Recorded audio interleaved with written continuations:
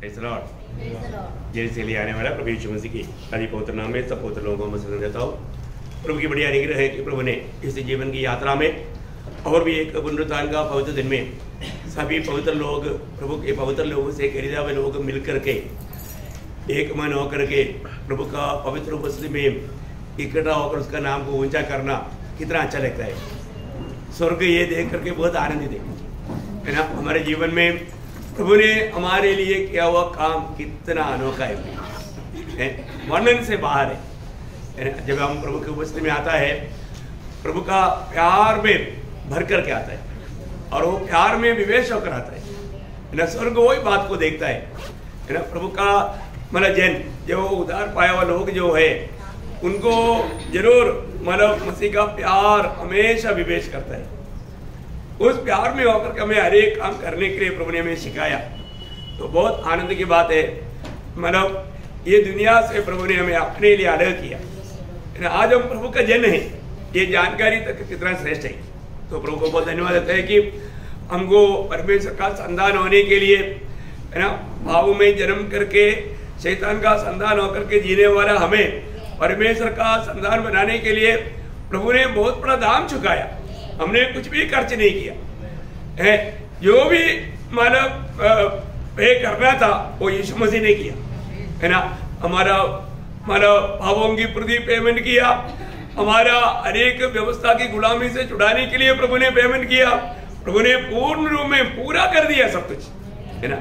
वो प्रभु का प्यार वो कितना असीम है, वो कितना महान है। उसका लंबाई, ऊंचाई, चौड़ाई, गहराई कोई बयान नहीं कर सकता। इतना बड़ा प्यार प्रभु ने हमें दिया है। प्रभु की दया, प्रभु का अनुग्रह यदि हमारे ऊपर नहीं होता तो हमें कभी भी ये आनंद नहीं मिलता है ना। जब 136 भजन संहिता का 23 भजन में हम लोग पढ़ता है 136 भजन संहिता का 23 भजन। देखो, हमारी दुर्दशा में हमारी स्तुति ली। देखिए, हमारा कौन सा दिशा में? हमारा दुर्दशा में है। देखिए, बहुत बड़ी बात है। अगर आप उसको थोड़ा मराठी में पढ़ेंगे, दैन्य अवस्थे हाँ, देखा, हमारा दैन्य अवस्था है, मतलब हमारा उस नीचे गिरा हुआ अवस्था में है। हम लोगों का वो जो पतन पाया हुआ अवस्था में, बहुत बड़ी बात है। हम लोग काम पड़े थे, हम एक पतन पाए हुआ अवस्था में एकदम मतलब नीचे पड़े थे, उधर से ऊपर लाना असंभव था। हम लोग बहुत ही नीचे था। प्रभु का वचन गाता है, प्रभु ने हमें याद किया, प्रभु ने हमें याद किया। हमारे लिए प्रभु का याद आया। हम लोग कैसी अवस्था में पड़ा है, वो सच में ये बहुत अनोखा एक शब्द है। हमारा उस नम्र अवस्था में, हमारा उस छोटा अवस्था में, हमारा उस गिरा हुआ अवस्था में, हमारा वो नष्ट हुआ अवस्था में प्रभु को हम याद आया। ओ प्रेज़ द लॉर्ड। प्रियो है, मतलब गरीब लोग रिश्तेदार में भी कोई होता लोग याद नहीं करता, उनको भूल जाता है। परंतु प्रियो, हमारा प्रभु को हम याद आया। हमारा इतना गिरा हुआ अवस्था में, नष्ट हुआ अवस्था में है ना, हम लोग किसी प्रकार भी याद करने की लायक ही अनुभव में नहीं था। ऐसा समय में प्रभु को हमें याद आया, प्रभु को याद आया है ना। हमारा प्रभु कितना महान है। कौन किसको याद आया? प्रभु को याद आया। वो प्रभु कितना महान है ना। उसका पहला वचन पढ़ना, 136 का पहला वचन। हाँ, वो भला है और उसकी करुणा सदा की है। पहली बात, वो भला है, भला परमेश्वर है, उसकी करुणा सदा की है। आपको मालूम है, इसी 136 भजन संहिता में 26 बार लिखा है उसकी करुणा सदा की है, उसकी करुणा सदा की है। ओ बार बार हमें ये बात को याद दिलाता है, उसकी करुणा सदा की है। प्रभु की करुणा सदा की है, उसकी करुणा हम पर सदा बना रहता। ओ कितना धन्यवाद है। अभी वो किसकी करुणा, वो परमेश्वर कितना महान है, उसकी बातों बारे में हम लोग उसकी नीचे उसका 2-3 वचन पढ़ना। जो ईश्वर का परमेश्वर है। देखा, ईश्वरों का परमेश्वर एक साधारण व्यक्ति नहीं है, एक साधारण व्यक्ति नहीं, वो ईश्वरों का परमेश्वर। उसका धन्यवाद करो, उसकी करुणा सदा की है। जो प्रभुओं का प्रभु है। देखा, वो ईश्वरों का परमेश्वर और वो प्रभुओं का प्रभु है। देखा, ईश्वरों का परमेश्वर और वो प्रभुओं का प्रभु। और उसका तीसरा वचन, प्रभु से जो प्रभुओं का प्रभु है। उसका धन्यवाद करो, उसकी करुणा सदा की है। उसको छोड़कर कोई बड़े बड़े आश्चर्य कर्म नहीं करता। देखा, उसको छोड़कर कोई बड़े बड़े आश्चर्य कर्म नहीं करता। मतलब वो अकेला एकमात्र परमेश्वर है जो बड़े बड़े आश्चर्य कर्म करता है। आप देखो प्रिय, हमारे जीवन में हम किस प्रभु की भक्ति करता है, हमारा उस भक्ति का हमारा महत्व जानना है ना। वो ईश्वरों का परमेश्वर है, वो प्रभुओं का प्रभु है ना। वो महान अद्भुत कार्य करने वाला परमेश्वर है। आप देखिए, इतना बड़े बड़े काम करने वाला उस महान परमेश्वर को हमें याद आया। प्रेज़ लॉर्ड, आज सुबह आपको प्रभु को याद आया, प्रभु को हम याद आया। पर तो हमारे जीवन में हमको प्रभु याद आता है क्या? कभी कभी जरूरत पड़ने पर, है ना। हमारे जीवन में क्या होता, हम लोग बड़ा लोग बन जाते हैं, हमको कोई प्रभु याद नहीं आता, क्योंकि हम इतना बड़ा हो गया। अभी पूछो मत, बड़े लोगों को छोटा लोग कब याद आता है? याद नहीं आता। प्रियो, हम लोग इसका मतलब क्या है कि हमारे जीवन की अवस्था इतना बिगड़ गया है। हमारी नाजुक अवस्था देख करके हमको प्रभु को याद आया, लेकिन हम लोगों को प्रभु याद नहीं आता। प्रियो, हमारे लिए उस सूली पर दिया हुआ प्यार को हम कभी नहीं भूलना है, हम कभी नहीं भूलना। प्रियो, आज इतना जल्दी हम प्रभु को भूल जाता है। प्रभु का वचन जब 103 भजन संगीता का उसका 14 वचन पढ़ना, 103 का 14 वचन। कारण तो हमची प्रकृति जानतो। देखा, हमारा प्रकृति जानता है, हम भी केवल माटी आहो। हम सिर्फ मिट्टी है करके वो जानता है। प्रियो, हम मिट्टी है करके प्रभु जानता है। प्रियो, हम प्रभु के लिए कुछ भी नहीं, वो प्रभु जानता है। अभी भी प्रभु ने हमको याद किया। देखा, उसका 115 का 12 वचन पढ़ना, 115 का 12 वचन। यहोवा ने हमको स्मरण किया है, वह आशीष देगा। वह इस्राएल के घराने को आशीष देगा, वह हारून के घराने को आशीष देगा। वो सॉरी 12 वचन, 115 का 12 वचन, सॉरी। यहोवा ने हमको स्मरण किया। बस यहोवा ने हमको स्मरण किया। कौन स्मरण किया? यहोवा ने हमको स्मरण किया। हमने प्रभु को स्मरण नहीं किया, और जो प्रभु ने हमको स्मरण किया, इतना बड़ी बात है। हमारी अवस्था जान करके उसके साथ 78 भजन संगीता उसका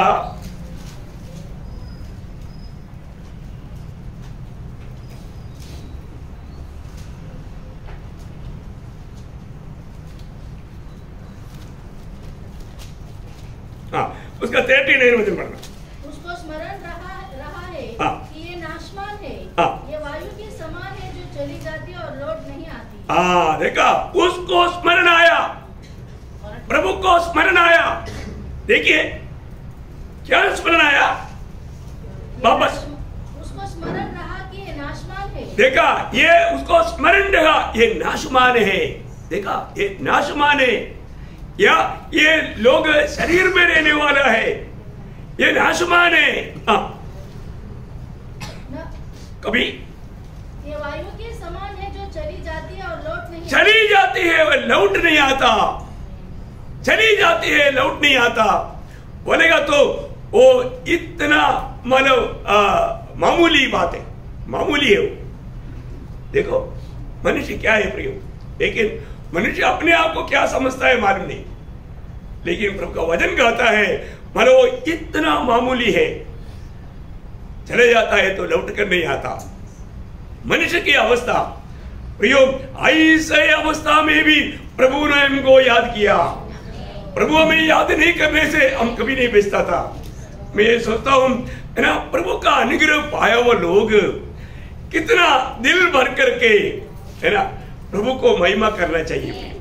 हमें प्रभु प्राप्त करने के बाद में मतलब अभी भी हमें प्रभु को जानने के प्रति कितना उत्साह है मालूम नहीं, लेकिन मैं एक बात आपको बताना चाहता हूं, एक सच्चा भक्ति के जीवन बिताने वाला व्यक्ति हर रोज कालवरी सूली को याद करेगा, हर रोज, क्योंकि उसको याद करते बिना एक सच्चा भक्ति का जीवन नहीं हो सकता, है ना। प्रियो, हमें मिला हुआ ये जो उद्धार, हमें मिला हुआ ये छुटकारा कितना श्रेष्ठ है प्रियो। हमारे में क्या लायक था, इसको प्राप्त करने के लिए प्रभु ने हमको चुना, है ना। हमको सबको मालूम है हमारा चुनौती का महत्व क्या है। हमारा कोई भी योग्यता देख करके प्रभु ने हमको नहीं चुना, है ना। चुनौती के बारे में पढ़ने के समय में पहला कुरिन्थी उसका पहला अध्याय उसका 26 से 29 पढ़ना। हे भाइयों, अपने बुलाए जाने को तो सोचो कि न शरीर के अनुसार बहुत ज्ञानवान और न बहुत सामर्थी और न बहुत कुलीन बुलाए गए, परंतु परमेश्वर ने जगत के मूर्खों को चुन लिया है। देखा, परमेश्वर ने कैसे लोगों को चुन लिया? जगत की मूर्खों को, जगत की बुद्धिमानों को नहीं चुना प्रियो, जगत की मूर्खों को चुन लिया कि ज्ञानवानों को लज्जित करे, ज्ञानवानों को लज्जित करे। प्रियो, अगर प्रभु ये दुनिया की बुद्धिमानों को अगर चुना होता तो हमारा नंबर आता नहीं आता है, नहीं आता तो बड़े बड़े साइंटिस्ट लोग आता है। प्रियो, प्रभु ने हम जैसा इतना मूर्खों को चुन लिया।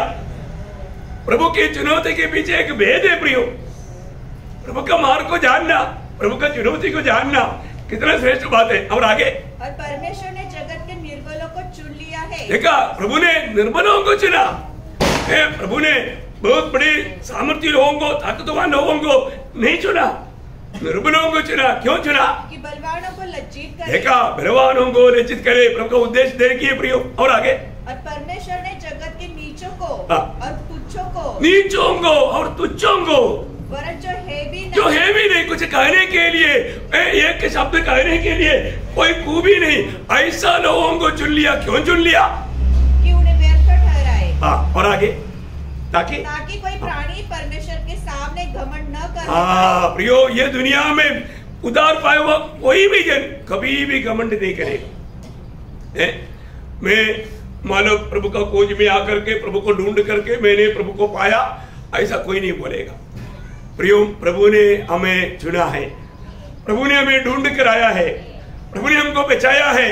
प्रियो, हमको बचाने के लिए प्रभु, इतना महान प्रभु, राजाओं की राजा, प्रभुओं के प्रभु को काम रहना पड़ा, इतना नीचे आना पड़ा, इतना नम्र बनना पड़ा, है ना। आप देखिए, वो यहां तक ऐसा नम्र बना, जबकि उस नम्रता में उसके साथ ये दुनिया बहुत बुरा व्यवहार किया, है ना। प्रेरितों का काम में ऐसे एक शब्द लिखा है, प्रेरितों का 8 अध्याय उसका 33 वचन, प्रेरितों 8 अध्याय का 33 वचन। उसकी दीनता में उसका न्याय नहीं होने पाया। देखा, उसकी दीनता में उसका न्याय नहीं होने पाया, बोलने का मतलब उसको न्याय नहीं मिला, उसको न्याय नहीं मिला, उसके साथ अन्याय हुआ। प्रियो, वो हमारे लिए इतना दीन बना, प्रियो हमारे लिए इतना दीन बना, कौन ऐसा बनेगा प्रियो, कौन ऐसा बनेगा? हमेशा हमें मिला हुआ इस उद्धार का महत्व को हमें जानना चाहिए, हमें समझना चाहिए, है ना। हम लोग जब भी प्रभु की उपस्थिति में आने के समय में हमें कितना हमारा उत्साह चाहिए, कितना आभारी दिल चाहिए प्रियो। प्रभु ने हमें कैसी अवस्था में प्रभु ने हमें चुना है, प्रभु ने हमें कहां पर लाया है, वो कौन है ना। आपको मालूम है, जब प्रकाशित वाक्य 19 अध्याय का 16 वचन में हमारे प्रभु का बारे में लिखा है, प्रकाशित वाक्य उसका 19 अध्याय का 16 वचन, उसके वस्त्र और जांघ पर यह नाम लिखा है, राजाओं का राजा, राजाओं की राजा और वो प्रभुओं का प्रभु है। वो कौन है प्रियो? आप देखिए, मुझको और आपको प्रभु प्यार करने के कारण उस राजाओं की राजा, प्रभुओं का प्रभु, आप देखिए एक गुलाम होकर के दुनिया में आया है। हमारे लिए प्रभु ने किया वो काम, कई बार हम प्रभु ने हमारे लिए किया हुआ कामों को भूल करके जीवन बिताता है। कम से कम हमें प्रभु की उपस्थिति में आने के समय में वो बात याद करना चाहिए, लोग वो भी करता है कि नहीं मुझे याद नहीं, मुझे मानो विश्वास नहीं हो रहा है। आज के दिन में कम से कम आज मुझे प्रभु में यीशु में भी शामिल होना है। तो सिर्फ इसका मतलब मैं बोलने का अर्थ सिर्फ आज का दिन या संडे के दिन याद करो ऐसे भी नहीं, हर रोज याद करना है। पर तो कितने लोगों ने कम से कम आज के दिन अपने जीवन को परखा, अपने जीवन को थोड़ा परखा, अपने जीवन को थोड़ा जांचा। बहुत लोगों का अवस्था बोलूं तो है ना, मैंने प्रभु में उनके लिए एक मैंने जाति के लोगों के जैसा एक प्रसाद जैसा है, इसको एकदम एक नामदारी अवस्था में मिला दिया। प्रियो, बहुत दुखदायक बात है हमारे जीवन में, और उसका महत्व नहीं देता है ना। प्रभु में लेने से पहले हमारे जीवन को अगर हम नहीं परखता तो वास्तव में वो दंड को खाता और पीता है। हमें जानना है आज के दिन में कम से कम सुबह उठ करके, जैसा आपको याद है जब दावीद प्रभु को मस्ती में कहने वाले एक शब्द है 139 भजन संहिता का 23 और 24 वचन, बहुत थोड़ा ध्यान से पढ़ना है। हे परमेश्वर मुझे जांच कर जान ले। देखिए वो परमेश्वर को बोल रहा है, हे परमेश्वर मुझे जांच कर जान ले, मुझे परख कर मेरी चिंताओं को जान ले। देखा, मुझे परख कर मेरी चिंताओं को जान ले, और देख कि मुझ में कोई बुरी चाल है कि नहीं। देखो प्रियो, मुझ में कोई बुरी चाल है कि नहीं, मेरी चिंताओं को मतलब मेरी दिल की अवस्था को, मेरी उस हृदय की अवस्था को जांच ले प्रभु। आप देखिए प्रियो, इसका मतलब क्या है कि दावीद को इतना मानव हिम्मत है कि मेरी दिल में मानव प्रभु को प्रभुता है, मेरे दिल में प्रभु को मानव राजा होकर के मैंने मानव मेरा दिल में कबूल किया है, वो मेरा प्रभु है। इतना बड़ी बात है प्रियो। आज सुबेरे हमने अपने आप को एक परख किया है क्या? मेरे जीवन को, मेरे जीवन से कोई भी मेरी भाई बहन को दुख देने वाला कोई बात मेरे जीवन में हुआ है क्या? मेरी बातों में, मेरी विचारों में, मेरी भावनाओं में, ये बात को हमें जानना चाहिए प्रियो, हमें परखना चाहिए। यहाँ पर दावीद बोलता है कि मुझको जांच ले प्रभु, मेरा हृदय को जांच ले प्रभु, मेरे विचारों को जांच ले प्रभु। प्रियो, हमारे दिल में अभी भी प्रभु का प्रति एक आभारी दिल है क्या? प्रभु का सम्मान करने वाला एक सच्चा दिल है क्या? प्रभु का भय मानने वाला एक दिल हमारा है क्या? हमें थोड़ा परखना चाहिए प्रियो, थोड़ा जांचना चाहिए। मसीह जीवन आज बहुत लोगों को बहुत हल्की जैसा लगता है, प्रभु ने उनके लिए जो किया वो सब भूल करके जी रहा है। नहीं प्रियो, ऐसा मत करो, ये बहुत बड़ा धोखा हो जाएगा, बहुत भयंकर धोखा हो जाएगा। अगर आप उधार पाया है तो आपको समझना चाहिए आपको कितना बड़ा प्रभु का अनुग्रह मिला है ना। प्रभु हमारे लिए मैंने कितना हमारा बड़ा कार्य किया है ना। जब दूसरा कोरिन्थी 8 अध्याय का 9 वचन में वो वचन वाला है ना, दिल की पटरी से कभी उधरना नहीं प्रियो। तुम हमारे प्रभु यीशु मसीह का अनुग्रह जानते हो। देखा, हमारा प्रभु यीशु मसीह का अनुग्रह तुम जानते हो कि वह धनी होकर भी तुम्हारे लिए कंगाल बन गया, ताकि उसकी कंगाल हो जाने से तुम धनी हो जाओ, तुम धनी हो जाओ। प्रियो, हमें धनी बनाने के लिए, हमें धनी मतलब ये दुनियादारी का धनी नहीं, आत्मिक बातों का, स्वर्ग में अनंत काल का धनी बन करके हमें मिलना, ये प्रभु की इच्छा है प्रियो, प्रभु की इच्छा है। परंतु आज हम प्रभु का दृष्टि में कैसा है? आज लोग दुनिया की रीति में सोचता है, जैसा लबोदिकिया के लोग बोला ना, मैं धनवान हो गया, मुझे कोई बात का घटी नहीं। प्रियो, जिस विषय में प्रभु जो चाहता है वो धन उनके पास नहीं, वो धन उसके पास नहीं। प्रियो, आज प्रभु की दृष्टि में हम धनवान है क्या? लोग दुनिया की बातों को देख करके तुलना करके वो सोचता है मैं धनवान हूं, परंतु प्रियो वो व्यक्ति प्रभु के सामने बिल्कुल कंगाल है।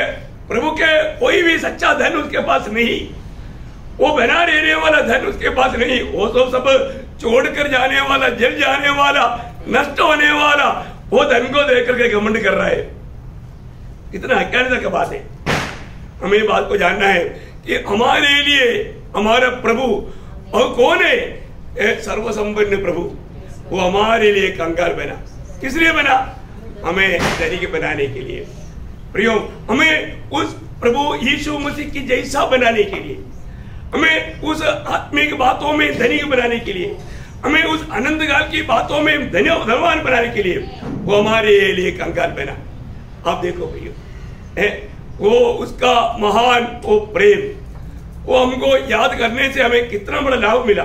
वही दूसरा कुरिन्थी 9 अध्याय का 15 वचन अगर पढ़ेगा तो परमेश्वर का उसके उस दान के लिए जो वर्णन से बाहर है धन्यवाद हो। देखा, उस दान के लिए जो वर्णन से बाहर है उसको धन्यवाद हो।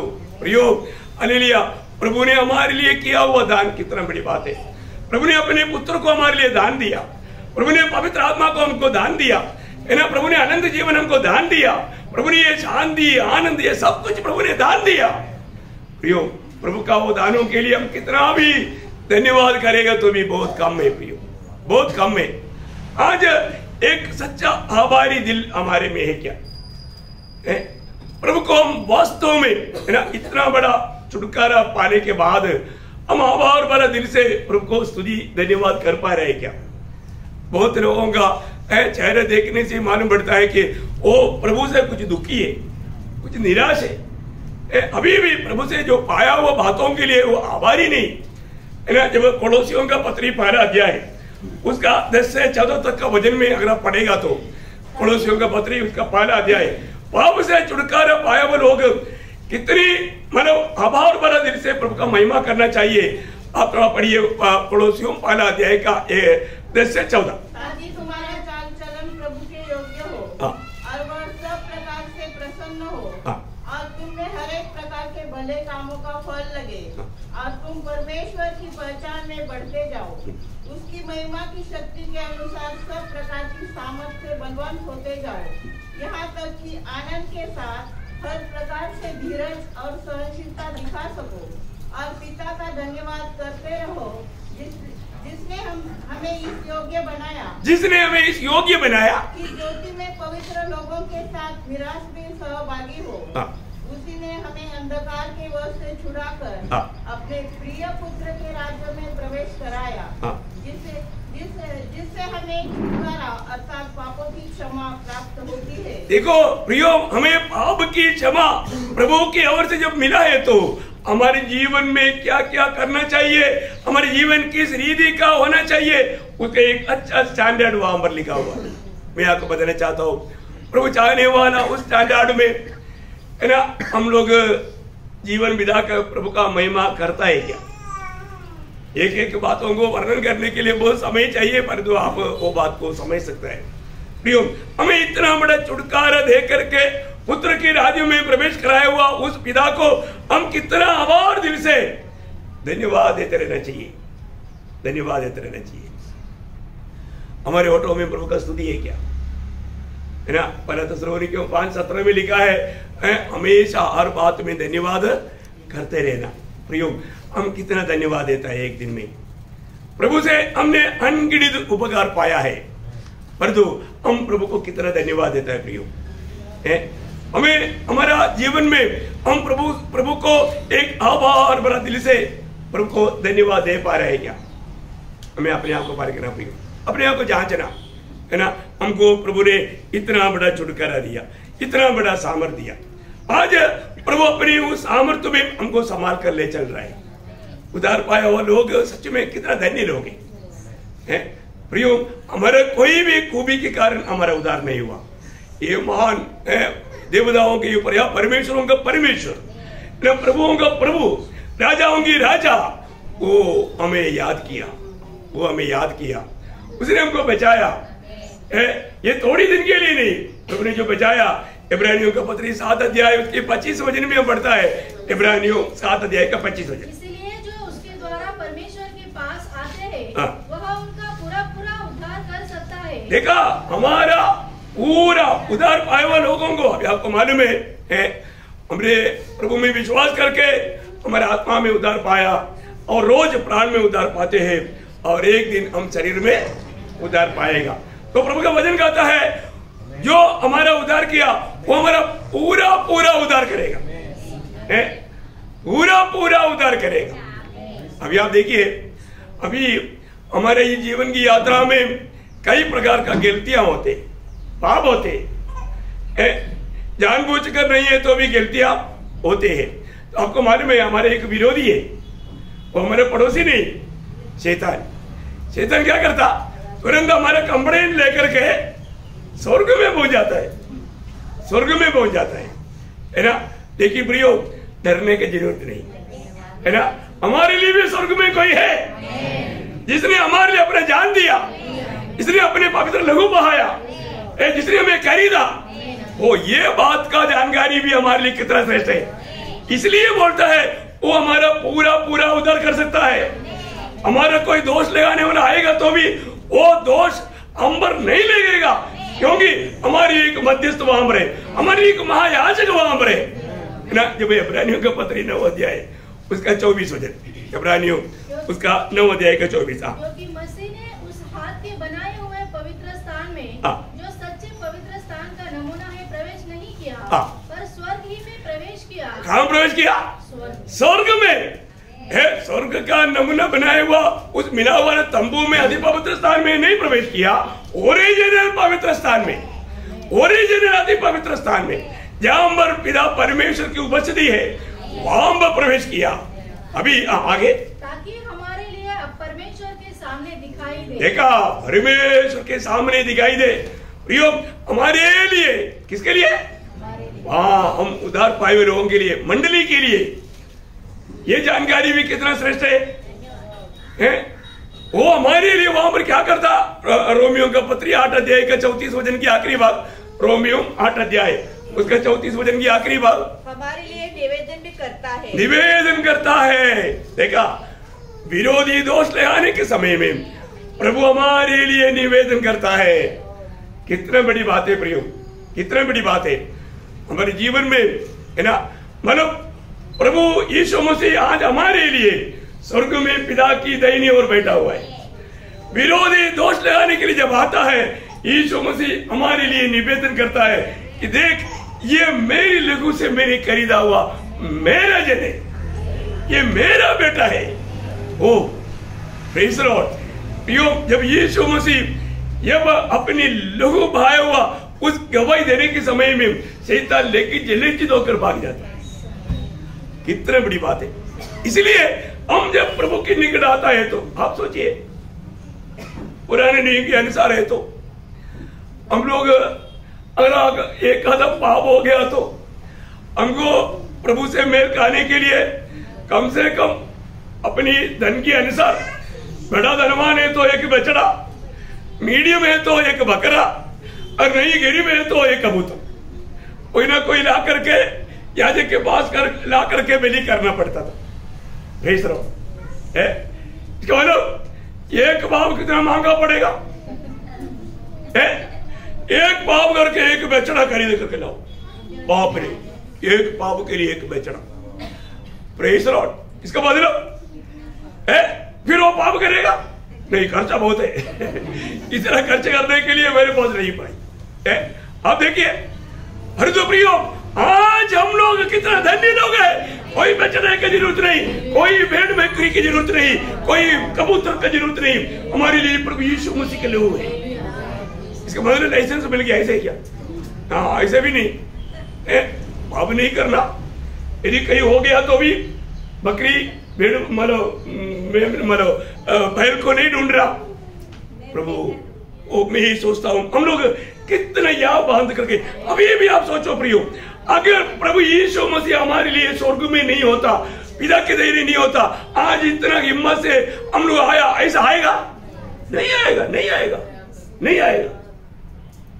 है प्रभु के निकट आना कोई इतना कोई मतलब हल्की बात नहीं, परंतु हमको विश्वास है, क्योंकि ये वचन में जो लिखा है सत्य लिखा है ना।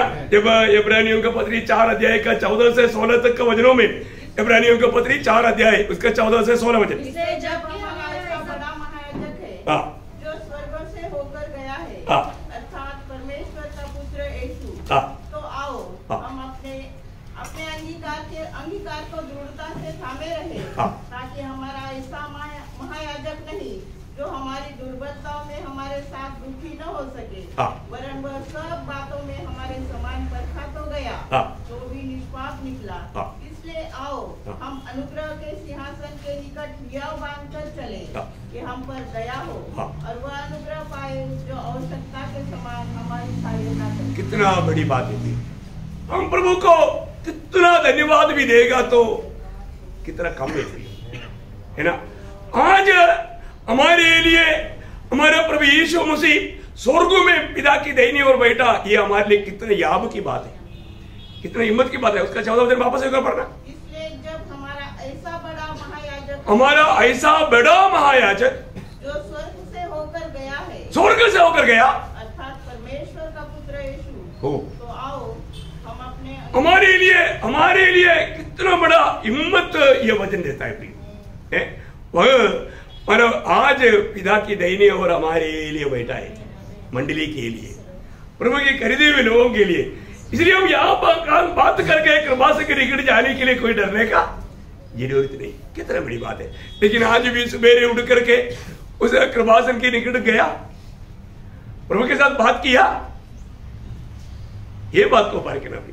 प्रभु ने इतना अच्छा प्रबंध हमारे लिए किया है, पर तो आज भी वास्तव में है ना, प्रभु इतना मुझे प्यार करके मेरे लिए दुनिया में आकर अपनी पवित्र लहू बहाकर मुझको प्रभु ने खरीदा, मुझको प्रभु ने पापों से धोकर शुद्ध किया, मुझको प्रभु ने अपना बेटा बनाया।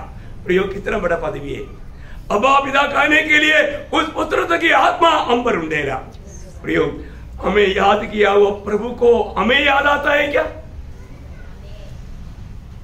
प्रभु को हमें याद आया। आइए एक क्षण अपने आंखें बंद करें, अपने आप को पारखें प्रियो।